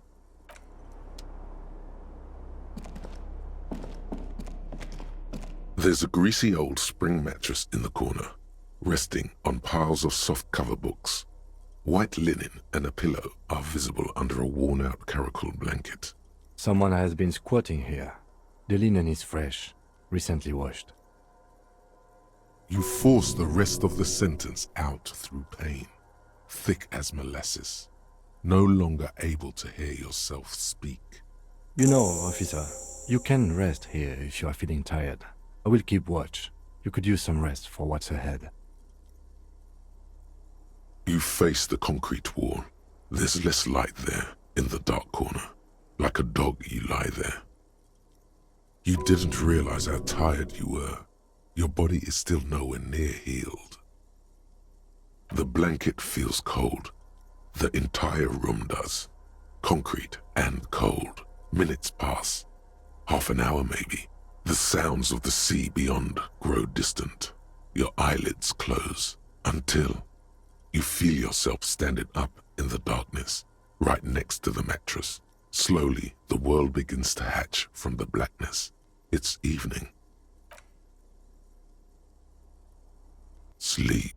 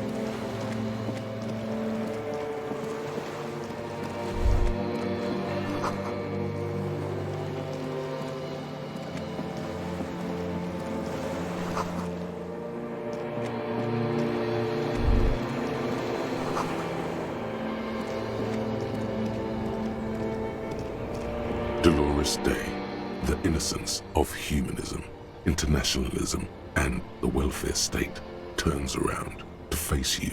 She has an airship airbag in her hand. She seems to be in a hurry. You may not be able to take this. Not this time. Not anymore.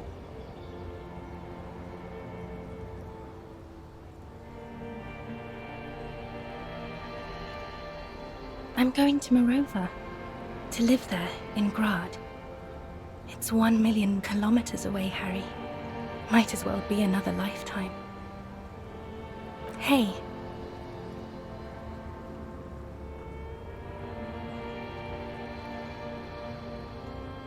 I mean, hey to you too?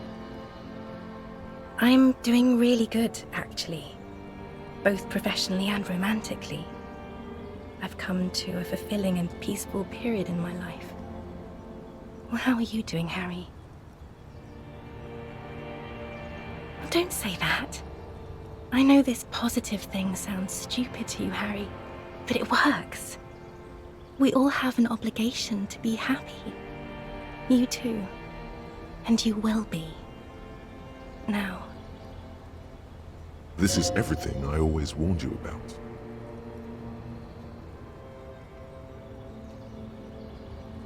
No, Harry. No. I don't want a massive, epic showdown. I want to go to the aerodrome. I have tickets for the 10:20 flight to Morova. Really. We don't have anything to talk about anymore. Every combination of words has been played out. The atoms don't form us anymore. Us. Our love. Our unborn daughters. It's all gone. I have to go to the aerodrome. I have to leave Revachol and you. And you have to be alone. In hell. Forever. That's just the way it is. Oh God, whatever you do, don't try to kiss her yet. Not after that. You're still reeling. You'll fall over if you try now.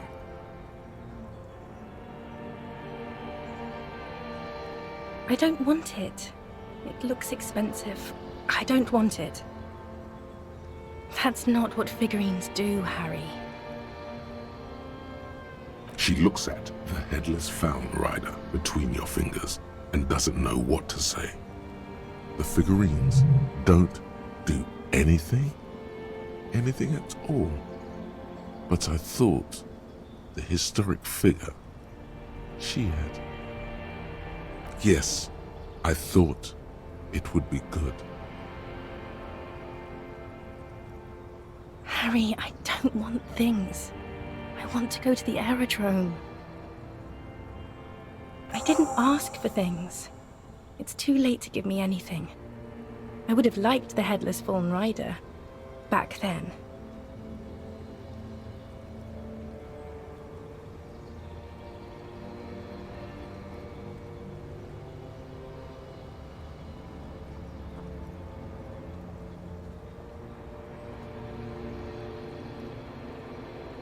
I don't know what you mean.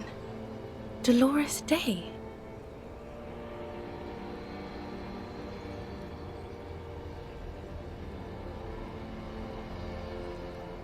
Wasn't I Dolores Day just a second ago? Now I'm the X thing? You're confusing me. Look, I have to be at the Lausanne aerodrome at 10:20 p.m. I still have a light rail to catch. I haven't even bought the tickets yet. We all told you. Everyone warned you. Everyone. Literally all of you.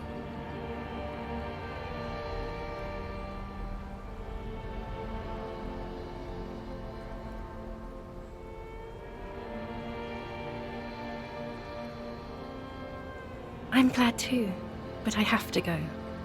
My friends are waiting for me on the platform. I can't let them wait. It's impolite. What?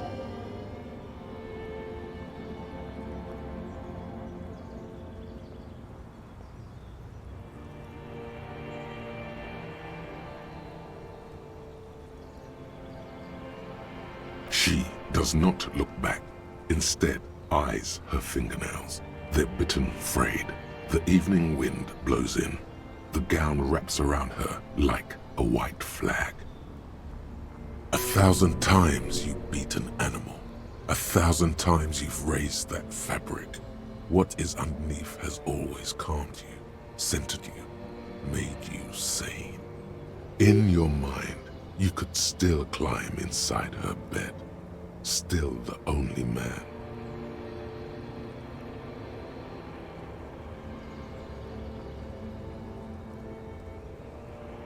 Yes, Harry, I am. Things have gotten much better for me, now that I am the ruler of the known world. Oh God, it's already so late. I have to go, Harry.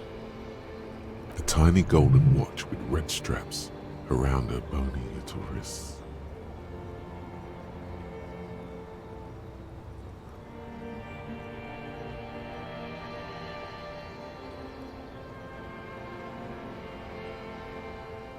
It's not, but...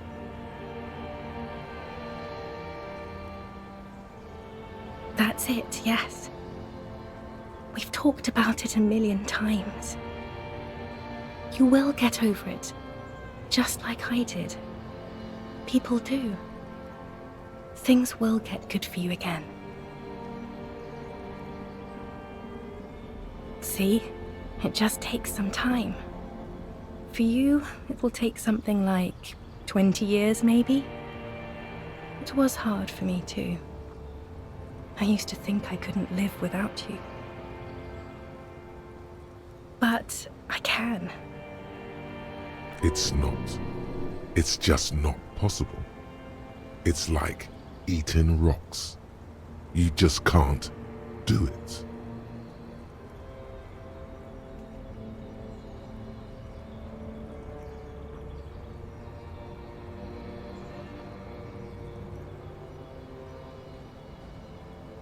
What other things? We've been through all the things, Harry. We both said a lot of things. We were very young. It was her. I can feel it. I can see it in her tender, long fingers, in her wrists. Her hand wrote it, said those things. As Queen Regnant, I write a lot of letters.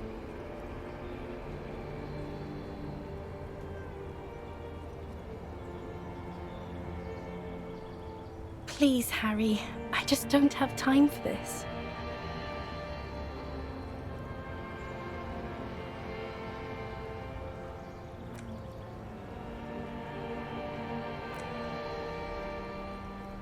Okay, stop. Yes. Are you happy now?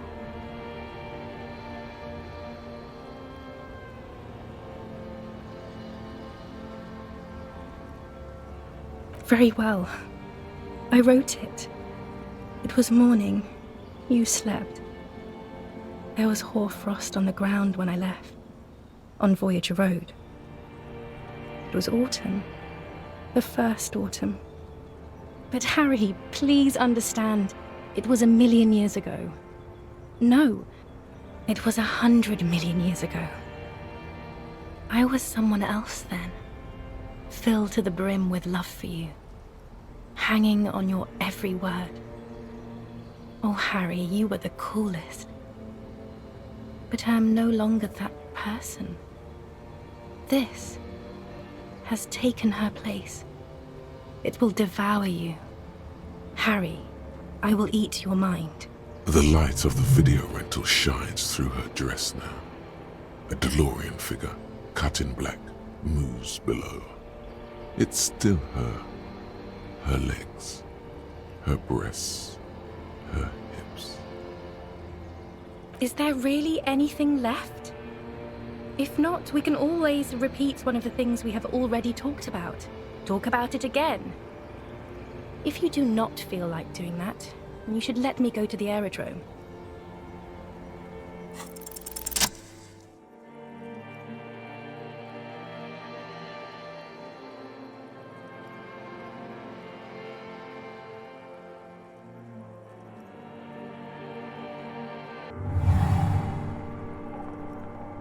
With your feet trembling from the steps you took, tepid and fearful, you stand against her body close to you, radiating warmth. With your eyes closed, you move your lips on her mouth. She is not kissing you back.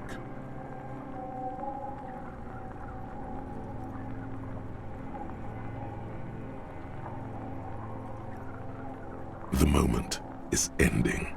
She is going to move her face away from yours.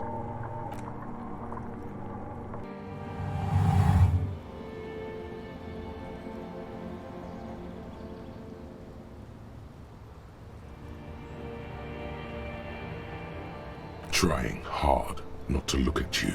When she withdrew and you held on to her hand, she tried not to look at your face and see the expression there. Brother, you should put me in front of a firing squad. I have no words for how I failed you. No, Harry. Not yet. There is one more thing you have to see. I'm pregnant.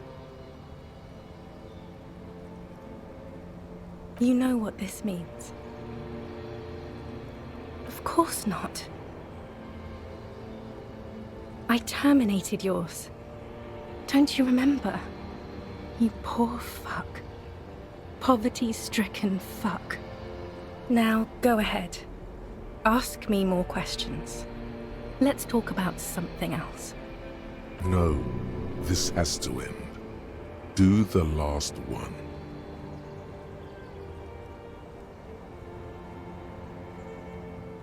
That is very contested by modern historians. Very contested.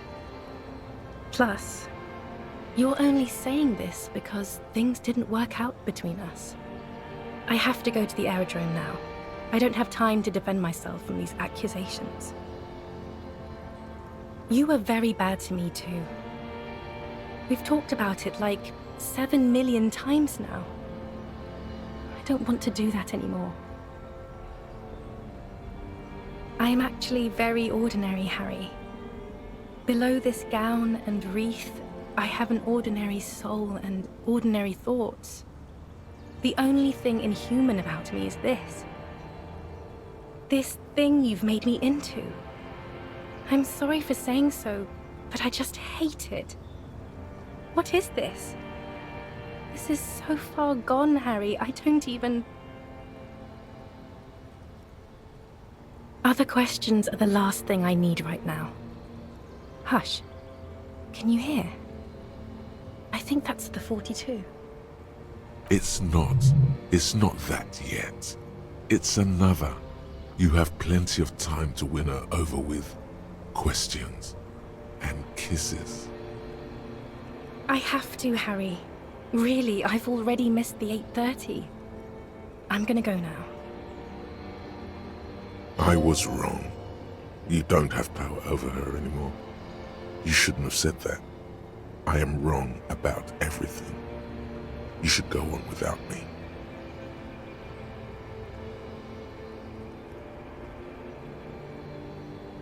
No, you don't.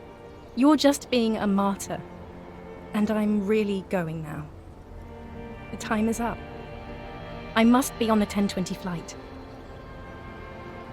I won't see you, but you will see me. Oh, Harry. This is a dream. Can't you see? I'm already in Morova by now. Who knows how long ago this happened? A year? 2? 5 years ago? Right here, tomorrow night. Once this dream starts happening, it keeps happening. 3 times a week, at least. And Harry, it really, really looks like it started happening again. There's the video rental. I'm suffocatingly beautiful. And young. And I smell of tutti frutti chewing gum. Like I did that time when I asked you for forgiveness. After leaving you the first time. So long ago. Oh yes, this is real darkness. It's not death or war or child molestation. Real darkness has love for a face. The first death is in the heart, Harry. See you tomorrow.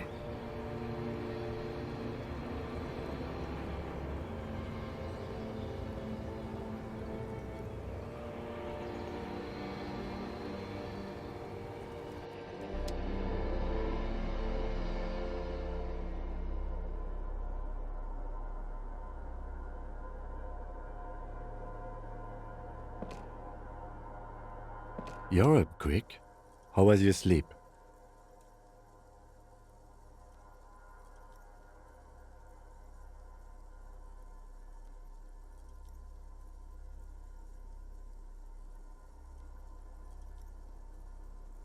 Okay. He's still worried. You must have really thrashed and squealed in your sleep.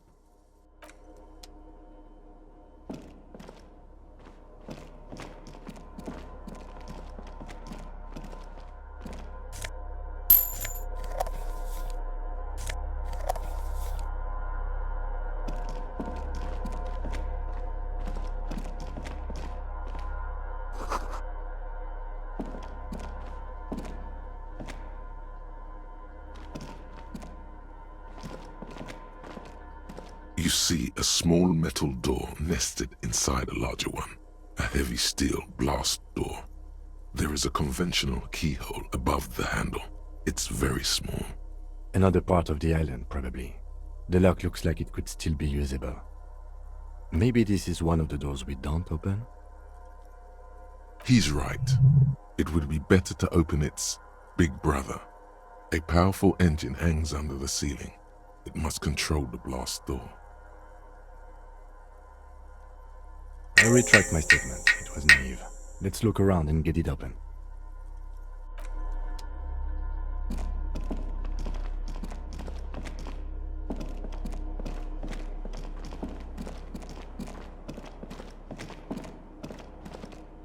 An old cylindrical generator is nested above the ammo lift, with makeshift electrical wiring running out of its side and across the floor. The cables disappear into the wall to your right. The lieutenant puts his hand on the metal barrel, checking for warmth. It's cold now, but someone has been maintaining it. The wiring has been repaired. The lieutenant assists you, holding the canister up to the fuel tank as you tilt. Dark brown, viscous fluid pours out, and the room fills with a chemical smell. There's a red starter switch on the side of the cylinder and a start rope on the other side. The lieutenant flicks the switch. The recoil start wakes the old generator up. The machine sputters like an old warhorse before settling down to a rattle. That should do it.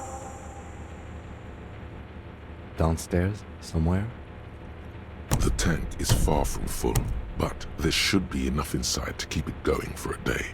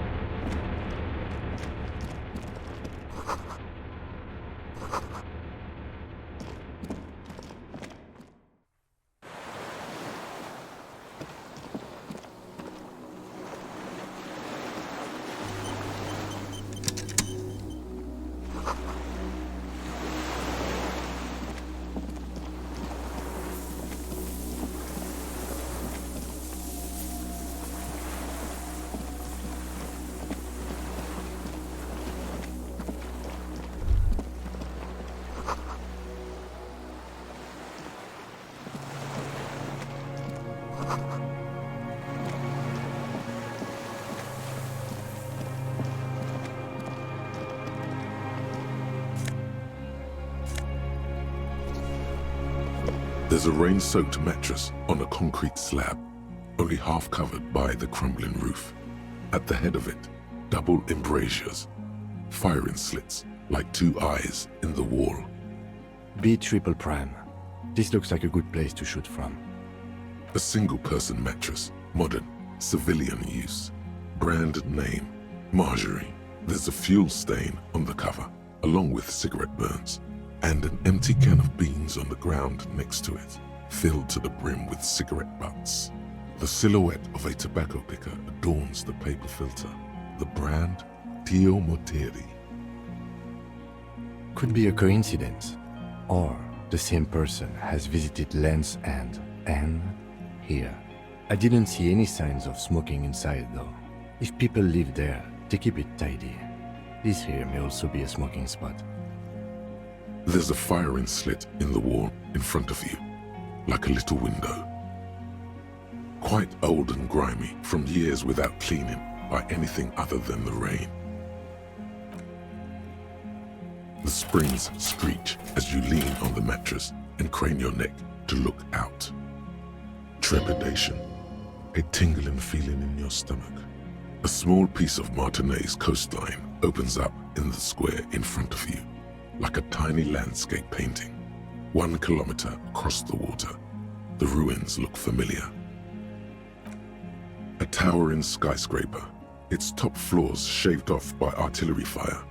Capeside apartments, Rue de Saint-Ghislain, 33A and 33B.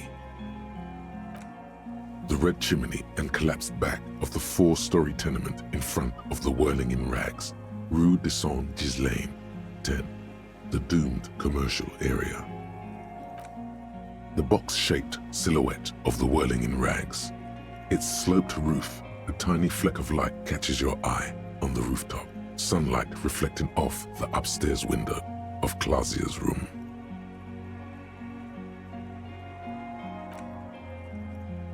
Do you have a line of sight to the window? More than that.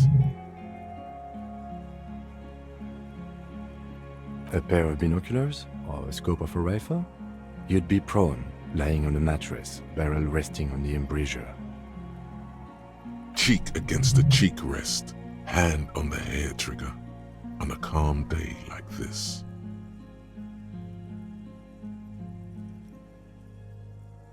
Good. I think we have it, Detective. The origin of the shot. This is the sniper's nest. It's only moderately effective cop work until we have the weapon. It will not be, how do you say it, booyah, until we have that. Where?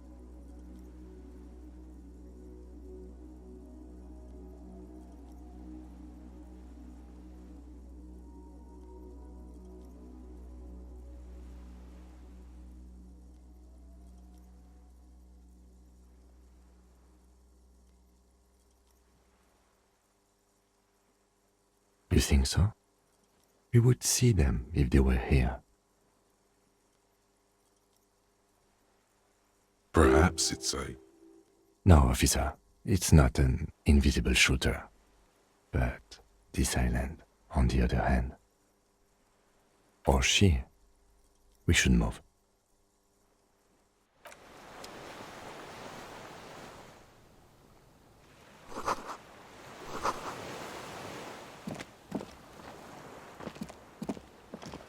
There's a rain-soaked mattress on a concrete slab. B triple prime.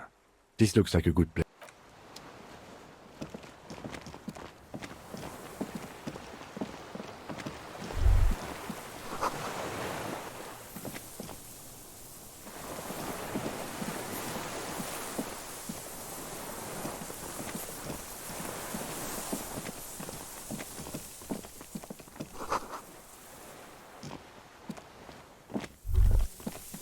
A strange feeling, looking at the water. Maybe you should just wander off into the sea, leave it all, and walk in, with a bottle in your hand.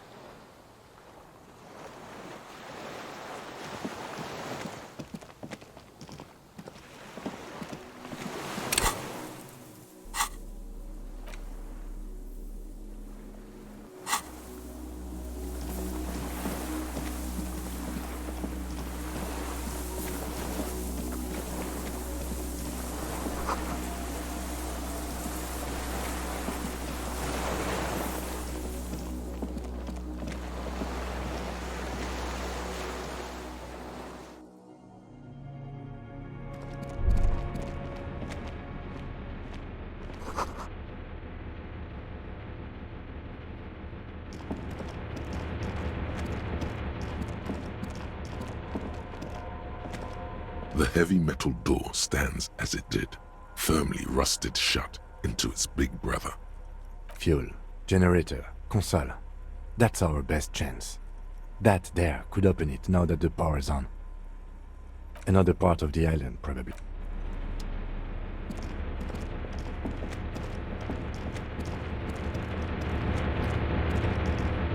This old cylindrical generator waits with its fuel cap open.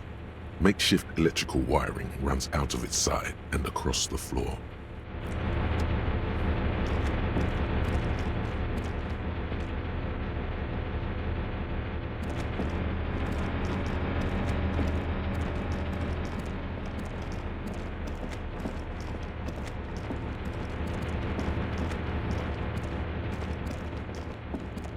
Green paint flicks off the monoblock aluminium cabinet. There are rows of switches on the front panel, a frequency band, and even a keyboard. The keys rattle like teeth. This keyboard hasn't been functional in decades. The console of an antique computation device. The generator upstairs, with wires coming out, they terminate here. I think, yes. Let's see. That one. The emergency open. The blast door opens with a series of clicks. A shaft of light appears, then widens as the light shines in.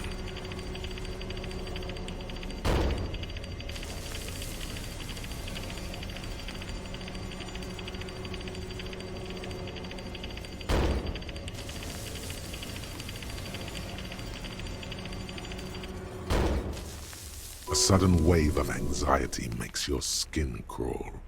After you.